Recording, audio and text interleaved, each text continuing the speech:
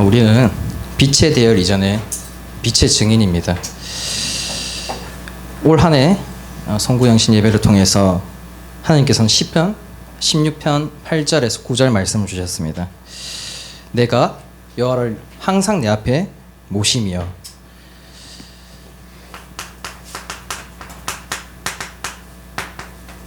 이 말씀을 얼마나 붙잡고 계십니까?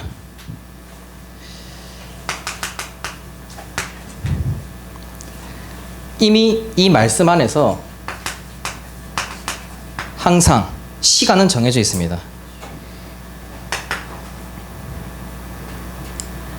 항상이라는 말은 24시, 이미 시간은 정해져 있습니다. 내 앞에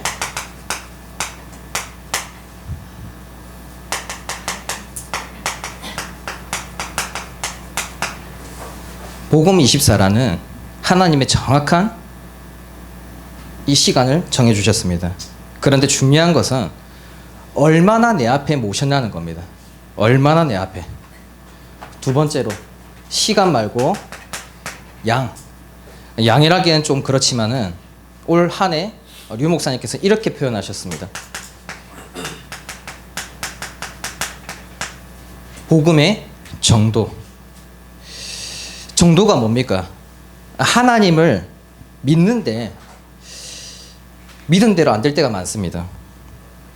창세기 12장 1절에서 3절 보시면은 본토 치적 아비집을 떠나서 내가 내게 보여줄 땅으로 가라. 내가 너로 큰 민족을 이루고 내게 복을 주어서 내 이름을 창대하게 하리리. 너는 복이 될지라 너를 축복하는 자에게는 복을 주고 저주하는 자에게는 저주하리라. 땅의 모든 족속이 너로 말미암아 복을 얻을 것이라 라고 했지만은, 이 약속을 했지만 아브라함은 그 말씀을 믿었고 떠났습니다. 그런데 중요한 것은 롯을 데리고 갔죠. 분명히 본토 친척 아비집을 떠나서 너 갈 곳을 가라 라고 하셨는데 아브라함은 롯을 데리고 갔습니다. 왜 아브라함은 롯을 데리고 갔겠습니까? 혹시 나에게, 우리에게 롯이라는 존재가 있지 않습니까? 우리는 절대 언약의 길을 걸어가는 언약의 백성입니다. 절대 언약이 뭡니까? 절대 언약, 절대 약속의 말씀, 그리스도를 약속하셨습니다. 그리스도가 참왕, 참선지자, 참제사장인 걸 이미 다 알고 있습니다. 모든 문제 해결자라는 것도 다 알고 있습니다. 그런데 다 끝났으면은, 모든 문제 다 해결했으면은 더 이상 뭐가 더 필요합니까?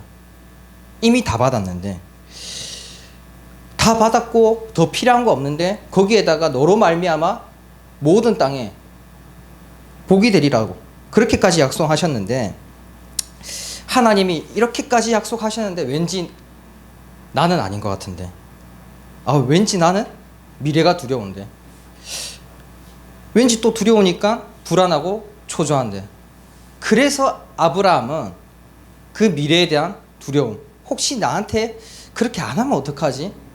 그 대비책으로 롯을 데리고 간 겁니다. 혹시나 하는 그 마음에 롯을 데리고 가면은 뭔가 마음이 놓이니까. 그렇다면은 여러분들에게는 그런 롯이 없습니까? 보험, 통장 잔고, 사람, 환경, 나. 우리도 모릅니다. 뭘 모르냐? 아브라함처럼 이 정도까지는 믿는데, 여기까지는 믿겠는데 나머지 부분은 못 믿겠다. 그런 부분이 우리에게도 있을지 모릅니다. 창세기 13장 14절에 이제 아브라함과 롯이 서로 떠났습니다. 롯 보고 먼저 선택해서 떠나라 하고 롯이 떠났습니다. 롯이 떠나고 하나님이 너는 눈을 들어서 너 있는 곳에서 동서남북을 다 봐라. 보이는 땅을 내가 너에게 주리라. 그리고 네 자손에게도 주리라. 영원히 이르리라. 이렇게 약속하셨습니다. 그런데 자손을 준다는데 자기 현실을 보게 되면 아브라함이 자기 아내를 보면은 불가능하니까 못 믿는 겁니다. 아니 어떻게 그게 가능하냐. 그래서 창세기 15장 3절에 주께서 내게 씨를 주지 않았다. 아브라함이 이제 불평불만하는 겁니다. 하나님한테. 아예 내게 씨를 주지 않았다. 내 집에서 길린 자가 내 상속자가 될 것이다. 4절에 15장 4절에 하나님이 이렇게 약속합니다. 아니다. 그 사람이 네 상속자가 아니라 네 몸에서 날 자가 네 상속자가 되리라. 그런데 아브라함은 이걸 못 믿고 하갈을 통해서 이스마엘을 낳습니다. 그런다고 하나님이 약속을 어기셨습니까? 아닙니다. 사라를 통해서 이삭을 낳게 하셨습니다. 여러분들은 어떻습니까? 모든 부분에서 하나님을 믿습니까? 아니면은 이 정도까지는 믿고 나머지 부분까지는 못 믿는 거 아닙니까? 내가 가지고 있는 롯이 무엇입니까?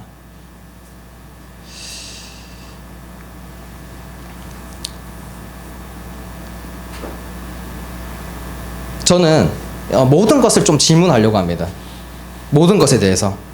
제 인생 최대 고민이 뭐냐면은 먹는 겁니다. 오늘 뭐 먹지? 이것만큼 진짜 어려운 게 없어요. 딱히 맛있는 거 먹고 싶은 것도 아닙니다.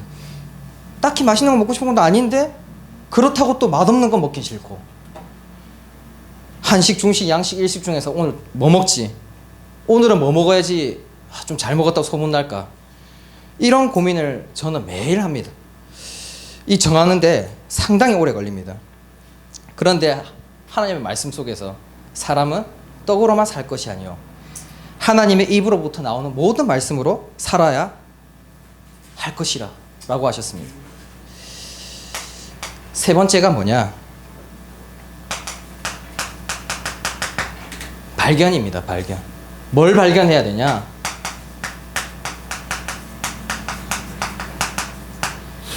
복음의 가치를 발견한 만큼 이 복음의 정도, 내 앞에 내 모든 것, 나의 모든 것 앞에 하나님을 두는 양이 늘어나는 겁니다. 정도가 늘어나는 겁니다. 자, 그래서 제가 모든 것을 질문합니다. 하나님 앞에. 하나님, 오늘 뭐 먹어야 됩니까? 오늘 뭘 먹어야지 하나님께서 기쁘겠습니까? 하나님께서 나에게 뭘 먹게 만드셔야지 하나님이 영광을 받습니까? 그런 질문을 합니다. 그러면서 저에게 주신 그 은혜가 뭐였냐?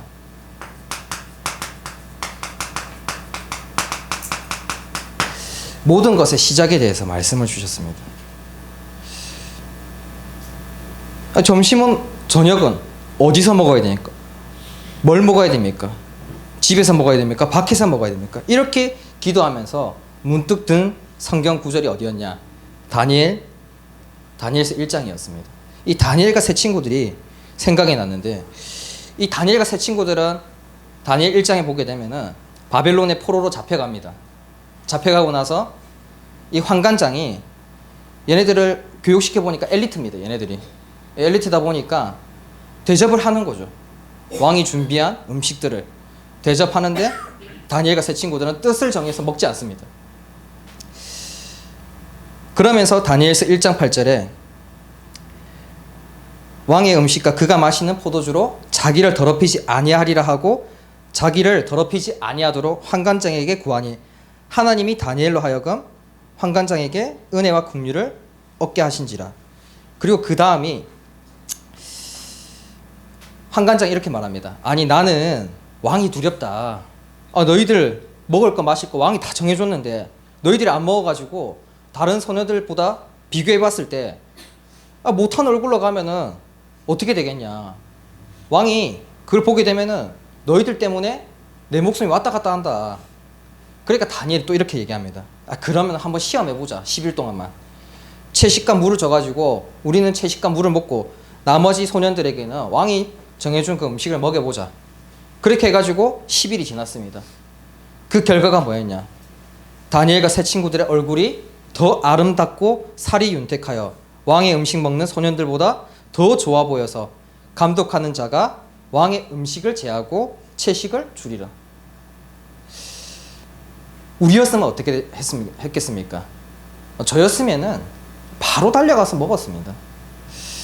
예를 들어서 지금 이게 이제 바벨론 시대다 보니까 이해가 잘 안 될 수도 있지만은 만약에 우리가 일제강점기에 일본한테 포로로 끌려갔습니다. 근데 우리가 엘리트면은 대접해주지 않겠습니까? 야, 너희들 친일파해.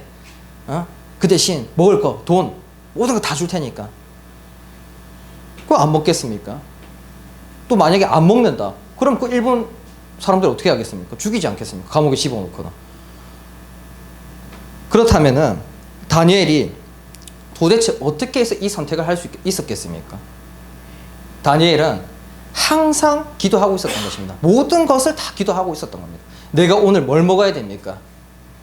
하나님께서 보시기에 내가 오늘 뭘 먹어야지 하나님이 기뻐하시고 영광 받으시겠습니까? 그 기도가 있었기 때문에 그런 선택, 그런 뜻을 정할 수 있었지, 평상시에 우리가 아무 생각 없이 그냥 뭐 먹지, 그냥 이거 먹으면 될까? 하고 먹으면은 이런 상황이 왔을 때 어떻게 선택하겠습니까? 다니엘은 조서에 낙인이 찍혔는데도 평상시대로 하루 3번 기도했습니다. 그 평상시 3번 기도한 거는 누구나 다 알고 있습니다. 그럼 그 다니엘이 어느 정도까지 기도했겠습니까? 다니엘이 기도한 거는 모든 것의 시작을 다 하나님으로부터 시작해서 기도한 겁니다. 먹는 것부터 시작해서 모든 것을 다 하나님으로부터 시작한 겁니다. 그러니까 다니엘이 이 빛의 선택을 할 수 있었던 것입니다.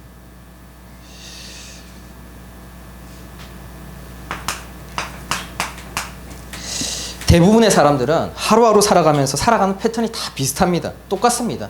그냥 아침에 기상하고 아침 먹고 출근하고 점심 먹고 일하다가 또 퇴근하고 저녁 먹고 그리고 좀 쉬다가 자고 맨날 똑같습니다. 그런데 중요한 거는 어제 다르고 오늘 다릅니다. 어제에 하나님이 계획하신 내가 있고 오늘 계획하신 하나님이 계획하신 내가 있습니다. 그렇다면은 하나님, 오늘은 어떤 하루를 보내길 바랍니까? 오늘은 어떤 아침을, 어떤 일을, 어떤 점심을, 오후에는 또 어떤 일을, 어떤 만남을, 어떤 저녁을 먹고 저녁 이후에는 내가 무엇을, 그리고 내가 출근하는 길 마저도 하나님, 맨날 가는 이 길 맞습니까?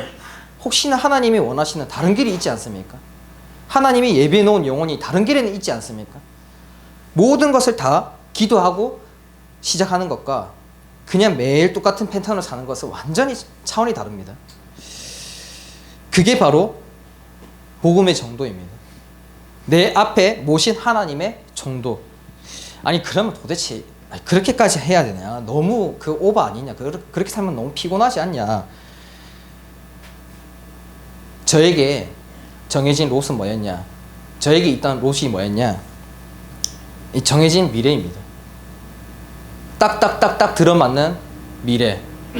저에게는 롯이 이 불확실한 그 미래에서 뭔가 명확하게 정해지고 싶었던, 내가 정하려고 했던 것이 저의 롯이었습니다. 왜냐면 두렵거든요. 내 나이가 30 되어서 이쯤 되면은 이 정도 일까지는 되어야 되는데, 뭐 30대 초반에는 결혼하고 그 이후에 또 이렇게 되고 딱딱딱딱 맞아야 되는데, 그렇게 되면 얼마나 좋겠습니까? 내가 정하려고 하는 나의 미래가 저의 롯이었습니다. 그런데 인생은 그렇지가 않습니다. 내가 아무리 정한다 해가지고 그 미래처럼 되지도 않고 내가 미래를 알 수도 없습니다. 그걸 내가 정하려고 하니까 힘든 겁니다. 또 미래가 불확실하고 뭔가 왠지 나는 안 될 것 같으니까 이 정도까지는 믿지만은 여기까지는 또 못 믿으니까 아브라함처럼 인본주의 쓰고 살아가는 겁니다. 하나님이 인도하시는 언약의 여정은 어떠냐? 정해진 게 아니라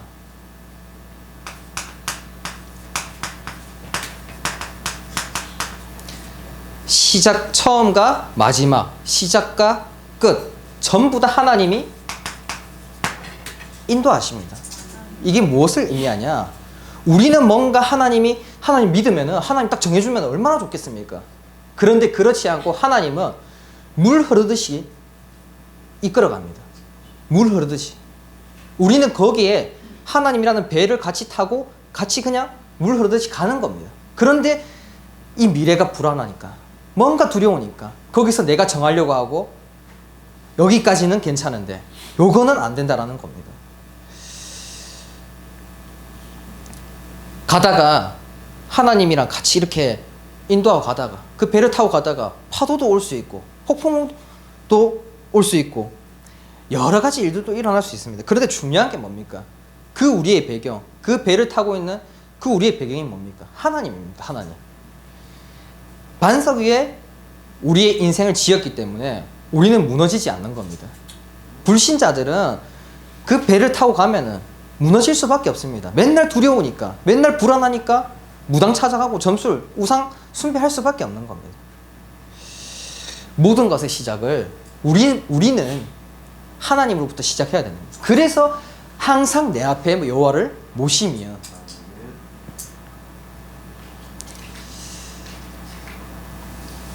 왜 하나님으로부터 시작해야 됩니까?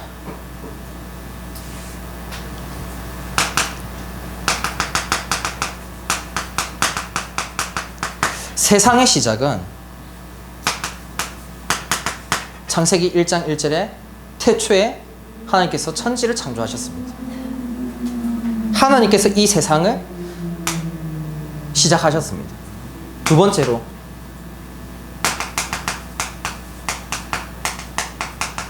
사람의 시작은 어디로부터 시작됩니까? 창세기 1장 17절에 27절에 하나님께서 사람을 창조하시되 남자와 여자를 창조하시고 사람의 시작도 하나님이십니다. 그래서 우리는 하나님부터 모든 것의 시작을 하나님부터 시작해야 되는 것이 당연한 겁니다. 하나님의 말씀을 하나님이 이 땅에 계심을 나타내기 위해서 여러 가지를 나타내셨습니다. 그걸 가지고 뭐라고 하냐? 계시라고 합니다. 계시. 자, 그런데 사람이 살아가면서 생각하고 경험하고 학습하는 것을 가지고 이성이라고 합니다. 왜 이 세상에 많은 문제들이 일어났냐? 왜 미래가 안 보이는데? 미래 안 보입니다. 안 보이는데 내가 뭘 만들려고 하고 내가 정하려고 하고 하는 이유가 뭐냐?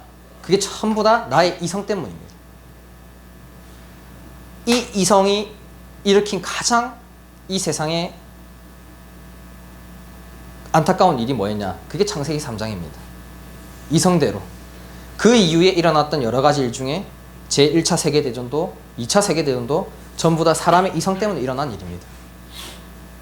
이 이성이 있다면은 많은 문제가 일어날 수밖에 없는 겁니다. 그래서 우리만큼은 하나님의 계시, 하나님의 말씀대로 살아야 되는 것입니다.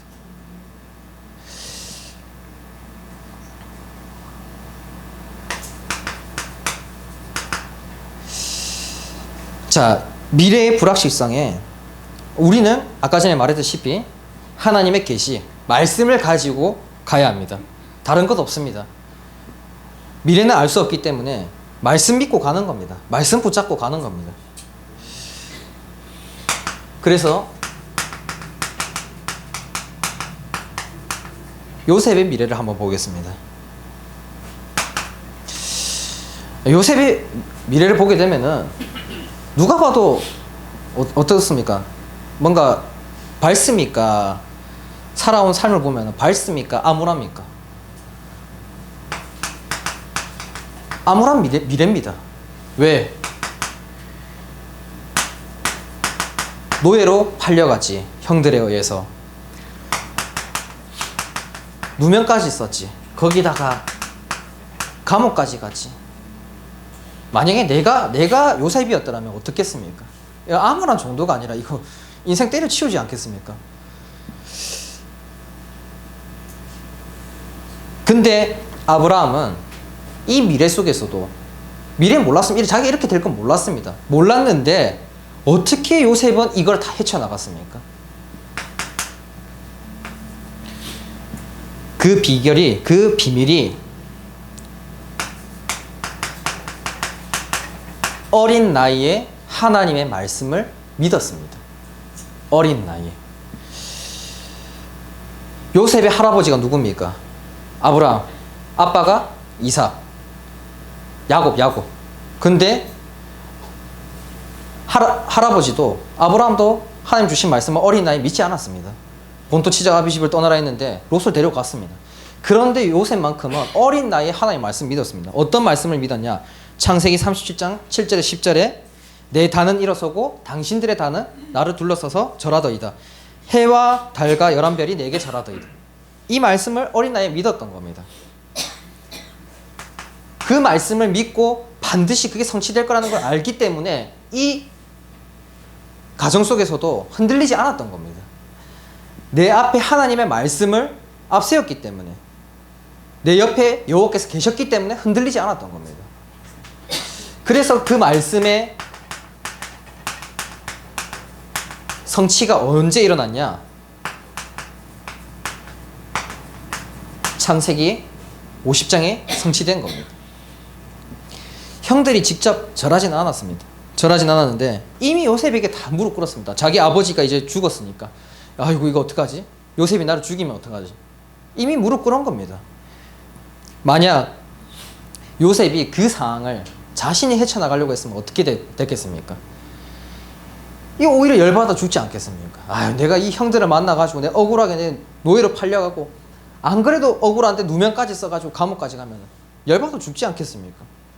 그런데 그 속에서도 요셉은 뭘 생각했냐? 항상 내 앞에 여호와를 모시며 하나님의 말씀을 모셨던 겁니다.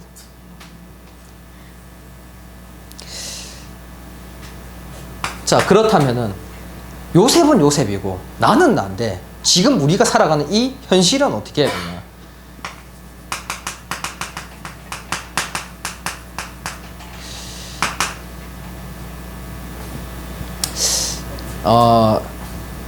류 목사님께서 올 원단 메시지를 주시면서 책 한 권 읽어보라고 했습니다. 그 책이 이제 이름이 이제 에이트라는 책이었는데 이 책을 읽어보시면은 이제 앞으로 오게 될 미래에 대해서 얘기를 합니다. 인공지능에 대해서 얘기를 합니다. 거기서 두 가지 계급이 있습니다. 두 가지 계급. 첫 번째 계급이 뭐냐? AI, 인공지능을 지배하는 계급과 AI에 지배 당하는 계급, 두 가지 계급으로 나뉜다 했습니다. 최근에 이세돌이 이제 바둑 경기를 한번 뒀습니다. 이세돌과 한돌 해가지고 한돌이 2대1로 이겼습니다.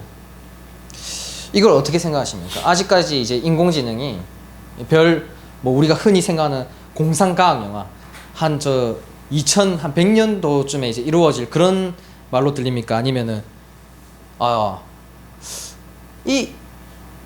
이세돌이면은 세계 최고의 바둑 1인자인데 이 1인자를 만약에 인공지능이 이겼다? 그럼 이 인공지능의 지능은 도대체 어느 정도라는 말입니까? 이세돌보다는 높다는 겁니다. 당연히 이 로봇에 인간이 넣은 데이터를 통해서 이긴 건 맞습니다. 그런데 문제는 뭐냐면은 딥러닝 기술이라 해가지고 인공지능이 스스로 그 넣어진 데이터 안에서 스스로 학습하고 스스로 더 많은 데이터를 만들어냅니다. 자기가 계속해서 바둑을 두면서. 그 말이 뭐냐면은 데이터만 넣어주면은 지가 스스로 지능을 높인다는 겁니다. 인간은 한계가 있습니다. 어느 정도 한계 있냐? 24시간 생각할 수가 없습니다. 24시간 지능을 높일 수가 없습니다. 근데 인공지능은 그게 가능합니다. 잠을 안 잡니다. 먹지도 않습니다. 계속 그냥 지능을 높이는 겁니다. 그래서 앞으로 예측하기를 2045년, 20년 뒤에는 인간 전체의 지능을 합친 것보다 지능이 높은 인공지능이 나올 거다라는 게 지금 미래입니다. 흔히들 우리가 지금 대한민국이 어느 세상에서 어느 나라보다 이 인공지능이 사람이랑 대체되는 속도가 빠른 나라가 우리나라입니다. 사람 한 명당 인공지능으로 대체되는 나라 순위가 우리나라입니다. 1순위가. 그게 뭘 의미하냐? 이마트 가보시면은 이미 셀프 계산대가 있습니다. 그것 때문에 잘린 사람이 몇 명이겠습니까? 제가 전에도 새벽기도 때 말씀드렸습니다. 무인 옷가게도 있습니다. 무인 옷가게면은 도대체 몇 명이 잘린 겁니까? 롯데리아, 맥도날드, 패스트푸드점 가봐도 이미 들어갈 때 무인으로 결제하고 주문받습니다. 그것 때문에 잘린 캐셔들이 얼마나 많겠습니까? 그래서 이 책에서 말하기로는 10년 뒤에 대한민국의 인구 절반, 5천만 명 중에 2,500만 명은 아마 실직 상태일 거다. 그게 우리나라의 지금 미래입니다. 지금 전 세계의 미래입니다. 이 책 내용에 대해서 뭐 더 설명하자면 정말 길겠지만은 진짜 모든 직업이 다 대체될 수 있습니다. 심리 상담사까지 오히려 사람이라는 게 사람에게 자기의 속마음을 털어내기보다는 그냥 인공지능에 더 털어놓기를 원합니다. 지금 시대가. 그 나중에는 혼자만 하는 것보다 로봇을 집에 들여가지고 사는 세상도 오지 않겠습니까? 자, 그런데 중요한 것은 이제 이 상황 속에서 문제가 생기는 겁니다. 문제. 자, 인간의 미래는 첫 번째가 이걸 알고 대체해서 대체되지 않도록, 진짜 인공지능이 대체되지 않도록 준비를 해가지고 성공과 번영의 길로 가든지, 아니면 준비를 안 하고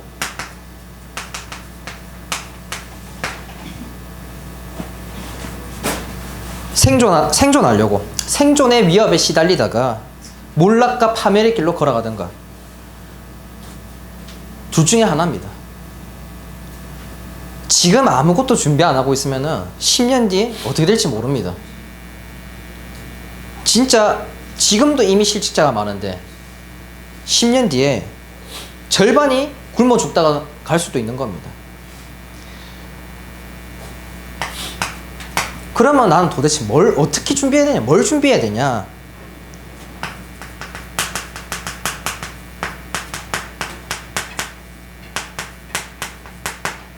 대체되지 않는 나를 준비해야 되는 겁니다. 두 번째가 대체되지 않는 직업을 준비해야 됩니다. 세 번째가 뭐냐? 대체되지 않는 것이 하나 있습니다. 이 세상에서 어떠한 것도 대체되지 않는 유일한 게 딱 하나가 있습니다. 그게 뭐냐? 복음. 우리가 복음을 가지고 있다는 것에 정말 감사해야 되는 게 절대로 대체되지 않습니다. 이것만큼은. 복음 가지고 있는 나는 대체되지 않습니다. 복음 가지고 있는 전도자는 대체되지 않습니다.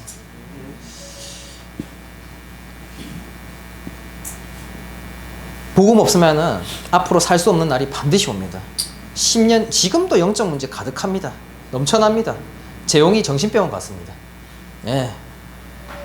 지금도 이런데 10년 뒤면 어떻겠습니까? 그때 되면은 막 밀려올 겁니다. 그래서 우리는 지금 그 미래를 가지고 복음을 붙잡아야 되는 것입니다. 오직 복음 해야 되는 것입니다. 이번에 그 정치판 보면은 뭐 난리지 않습니까? 지금 우리나라는 답이 없는 이유가, 이걸 알면은 우리나라 국민들아 정신 차려라. 너희들 10년 뒤에 이런 날이 올 거다. 대체되지 않는 직업 준비해라. 라고 나라에 해줘야 되는데 지네들 밥그릇 싸우고 하고 있습니다. 더불어민주당과 자한당, 저도 뭐 정치 이런 거 좋아하진 않습니다. 그런데 그 정치판을 보면서 제가 뭘 보게 되었냐? 아니, 자한당이 그 공수처법이 통과되는 것을 알면은 막아야 되지 않습니까?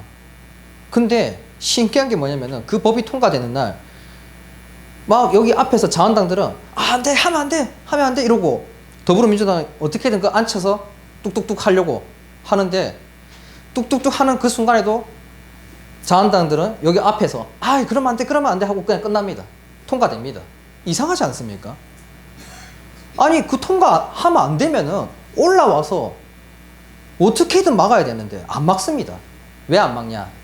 자한당들은 다른 직업이 있거든요. 제2직업이 있거든요. 이거 하다가 못 먹고 사면은 그거 하면 되거든요. 그런데 더불어민주당은 정치에 올인한 사람들입니다. 이 사람들이. 그거 아니면 먹고 살 길이 없거든요. 그래서 더불어민주당은 후대 교육을 잘 시킨 겁니다. 그만큼 밑에 제자들을 잘 양성한 겁니다. 그런데 자한당들은 자기 이거 하다가 뭔가 다른 직업 하다가 정치 한번 해볼까 하고 온 사람들인 겁니다. 이걸 보고 뭔가 느끼시지 않습니까? 우리가 어떻습니까? 오직 복음한다면은 생명 걸고 사단을 막아야 되는데, 흑암을 막아야 되는데, 우리는 이 정도까지는 이거 안 해도 다른 거 먹고 살 거 있는데, 제 이 직업이 있는데, 내 지금 직업이 있는데, 먹고 살 수 있는데 생각하고 아무것도 안 하고 있는 거일 수도 있습니다. 사단한테 가서 사단은 그거 하면 안 돼, 하면 안 돼 이러고 발 빼는 겁니다. 오직 해야 되는 이유가 여기 있는 겁니다. 목숨마저도 걸고 복음 회복하고 전하고 가야 되는 이유가, 그래가지고 그 더불어민주당이 맞다는 게 아닙니다. 그 법이 통과돼서 어떻게 될지 모릅니다. 그러니까 사단이 우리가 그냥 대충 막으면은 결국에는 사단이 원하는 대로 이루어진다라는 겁니다.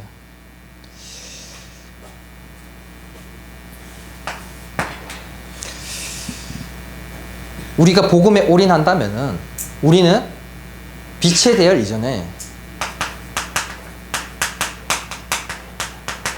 이미 빛의 증인입니다.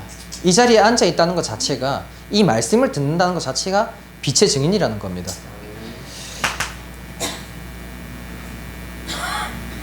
빛의 증인인 우리는 첫 번째가 위드입니다. 위드 잘 누립니다. 나와 함께 하시는 하나님. 그런데 문제는 나만 누리는 겁니다. 내가 받은 은혜, 나는 이렇게 구원받았으니까, 나는 은혜 받았으니까 이 정도까지만 나만 누리는 하나님. 대표적인 민족이 이스라엘인 겁니다. 이스라엘 민족만 누리고 거기서 끝. 하나님이 그래서 이스라엘 민족에게 어떻게 했습니까? 완전 그냥 멸망의 길로 보낸 겁니다.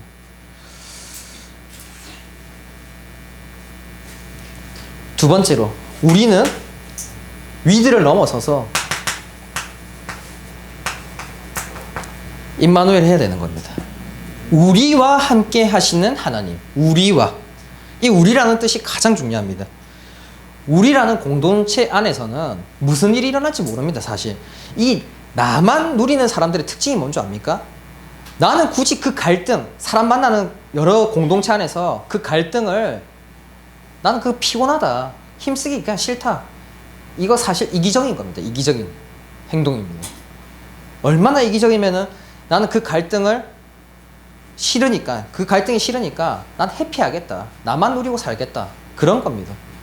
그래서 이 사람들의 특징이 뭐냐? 전도 안 합니다. 왜? 전도해서 구원받고 그 사람을 또 세우기까지는 많은 갈등이 일어날 수도 있으니까 안 합니다. 그래서 우리에게 중요한 게 뭐냐? 우리와 함께 하시는 하나님을 누려야 되는 겁니다. 우리를 생각한다면은 그 공동체 안에서 무슨 일이 일어나도 우리와 함께하는 하나님이 있기 때문에 그 갈등도 넘어설 수 있는 겁니다. 사단을 무릎 꿇게 할 수 있는 겁니다. 그러나 나만 생각한다면은 사단이 얼마나 기뻐하겠습니까? 그리고 세 번째로 원네스입니다. 모든 것이 합력하여 선을 이루느니라. 우리라는 공동체 안에서 일어나는 갈등, 여러 가지 시기, 질투, 분노부터 시작해가지고 모든 것들이 결국에는 뭐냐? 그것들을 다 하나하나 합해서 선을 이루겠다는 하나님의 계획인 겁니다. 그래서 우리가 이 공동체 안에서 뭔가 갈등이 일어났다, 그 갈등을 볼 게 아니라 이걸 통해서 하나님 뭘 이루느냐는 그 계획을 봐야 되는 겁니다. 올 한 해는 사단을 기뻐하게 할 수가 없습니다. 얼마나 열받습니까? 저는 좀 열받는 게 뭐냐면은, 야, 사단을 내가 얼마나 기쁘게 했을까? 30년 살아오면서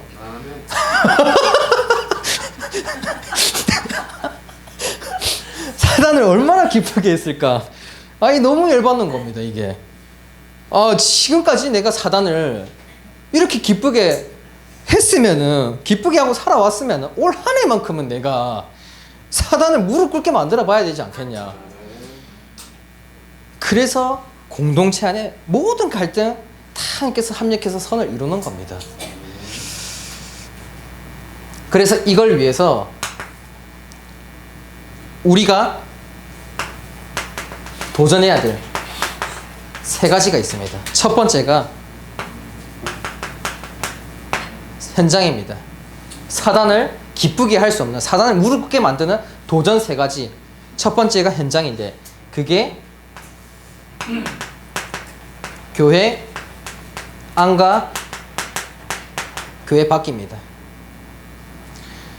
교회 안에는 뭘 하느냐? 잘못된 자, 연약한 자를 살리는 겁니다. 교회 밖은 뭐냐? 300명 명단 써보는 겁니다. 사단이 제일 싫어하는 게 결국에는 사람 살리는 겁니다. 그래서 300명 명단 쓰고 죽어가는 자를 살려서 사단을 열받게 해보자는 겁니다. 두 번째가 그릇입니다. 사단을 무릎 꿇게 하는 그릇. 사단을 기쁘게 할 수 없기 때문에 우리는 그릇을 준비해야 되는 겁니다. 어떤 그릇을 준비하냐? 서밋과 지도자 그릇을 준비해야 됩니다. 이 사명자는 꼭 들어야 됩니다. 사람들은 어쩔 수가 없는 게 편안하고 편리한 거 찾습니다. 난 좀 이거 좀 편한 거, 편리한 거. 뭔가 안주하길 원합니다. 왜? 아까 전에 말했다시피 나만 누리고 요거까지는 내 별로 이렇게 피곤하게 안 살고 싶다는 겁니다. 굳이 내가 갈등을 만들어 가지고 내 스스로도 갈등하기 싫고 남을 통해서도 갈등하기 싫다는 겁니다. 회피한다는 겁니다. 그런데 그래서 사람들이 왜 이혼을 합니까? 이혼하는 이유는 이 사람 나 안 맞다. 불편한 건 난 갖다 버리고 편리한 걸 나 찾겠다. 그런 겁니다. 이 지도자가 되면은 사실 힘든 건 맞습니다. 왜? 사람들이 이끌어 가야 되는데 그 속에서 얼마나 갈등 많겠습니까? 이 사람 말, 저 사람 말, 각자 자기 할 말을 하면은 그 지도자가 끌고 가기 얼마나 힘들겠습니까? 그런데 우리 아니면 할 사람이 없습니다. 지금 10년 뒤에 아까 전에 말씀드렸다시피 막 밀려옵니다. 막 밀려. 영적 문제, 정신 문제, 육신 문제, 모든 문제 다 들고 올 겁니다. 근데 우리가 그 준비 안 하고 있다? 그래서 우리는 준비를 해야 됩니다. 히브리서 11장 24절에서 26절에 모세는 바로의 공주의 아들이라 칭함받기를 거절하고 도리어 하나님의 백성과 함께 고난받기를 잠시 제약의 낙을 노리는 것보다 더 좋아하고, 세 번째가 7가지 갱신입니다.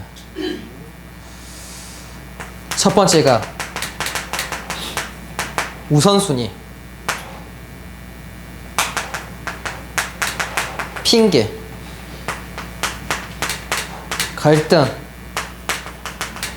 우상, 그리고 모든 사람 다 살리라 했는데 이 단어는 치유라고 쓰겠습니다. 치유.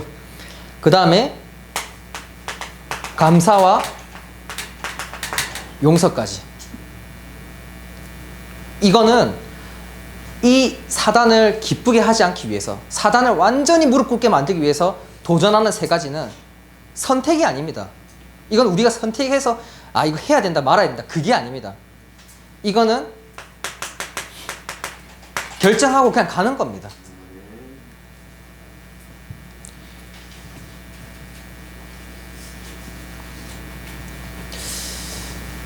별로 맺겠습니다. 올 한 해 뭐 또 많은 말씀이 선포되고 있습니다.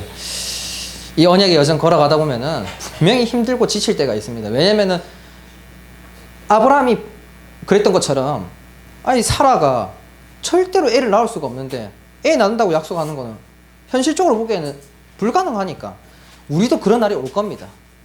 현실적으로 보기에 경제적으로 좀 힘든데 야, 나 이것까지는 좀 힘들 것 같은데 그런 날이 올 겁니다.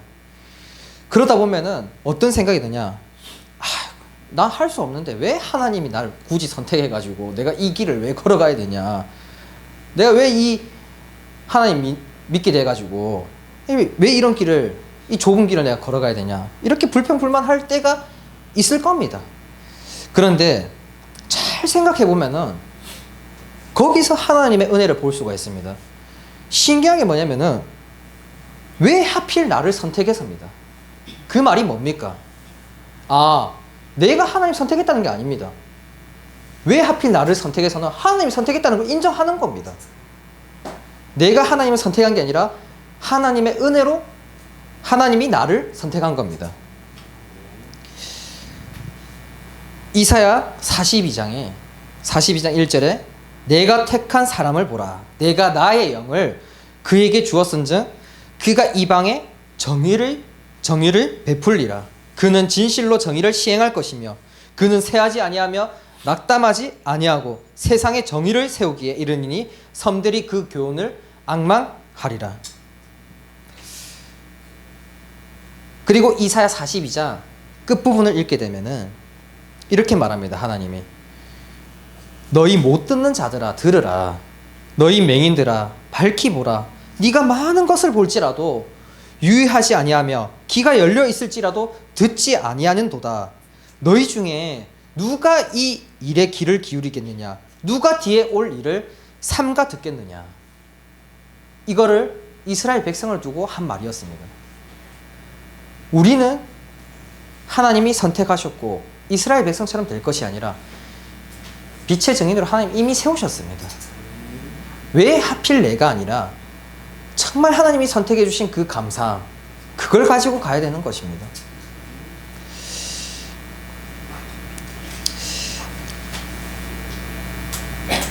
올해는 정말로 아까 전에 말씀드렸다시피 선택이 아닙니다. 선택이 아니라 결정입니다. 저번에도 그 새벽기도 때 말씀드렸습니다. 솔개는 40년 살고 나서 뭘 하느냐, 솔개는 40년을 살고 나면은 날개도 그렇고 부리도 그렇고 발톱도 그렇고 완전히 늙어가지고 더 이상 못 쓸 정도로 됩니다. 그럼 그때 이제 결정을 내려야 되는 게 뭐냐, 내가 더 살기 위해서 저 산꼭대기에 가가지고 바위에다가 부리를 쪼고 깃털을 뽑고 다시 발톱도 새로 자라게 만드느냐, 아니면 그 상태로 그냥 조금만 더 살다가 가느냐, 선택해야 돼. 거기서 솔개가 나는 조금 힘들더라도 그 부리가 날 때 아프고 간지럽답니다. 그걸 알고도 그 결정을 내리고 가서 부리를 쪼개고 깃털을 뽑고 발톱이 새로 나도록 만들고 나서 40년을 더 살아갑니다. 그렇게 솔개는 80년을 삽니다. 우리가 올 한 해를 인도받으면서 선택하면은 문제가 뭐가 생기냐, 선택에서 따라오는 거는 물음표입니다. 내가 이걸 선택했는데 이거 아닌 것 같은데? 이 인도 맞나? 또 갈등합니다. 그런데 결정은 뭐냐? 마침표입니다. 그걸로 그냥 끝입니다. 가서 문제가 생기든 말든 하나님, 나는 결정했습니다. 이 길로 가기로. 나는 오직 그리스도 선택했습니다. 오직 복음하겠습니다. 사단을 무릎 꿇게 만들고 사단을 기뻐하게 할 수 없습니다. 그 결정 내릴 때 절대로 흔들릴 수가 없는 겁니다. 그래서 올 한 해는 선택이 아니라 결정해야 되는 겁니다.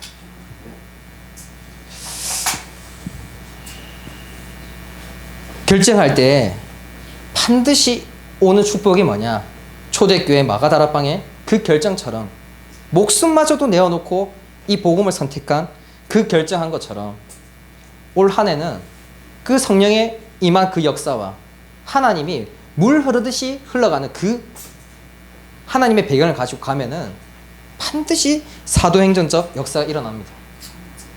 그래서 오늘 주신 말씀 가지고 고민하지 마시고 선택하지 마시고 결정하는 축복이 있길 바랍니다. 하나님 아버지 감사합니다. 오늘 주신 말씀을 통하여서 우리를 빛의 증인으로서 이제는 고민하고 갈등하는 것이 아니라 하나님이 주신 빛의 대열에 결정을 내리고 오직 그리스도의 결론 내리고 하나님이 인도하시는 그 물 흐르듯이 인도하시는 그 배를 타고 인도받을 수 있도록 하나님 주의 성령으로 충만케 역사하여 주시옵소서. 살아계신 예수 그리스도의 이름으로 기도드립니다. 아멘.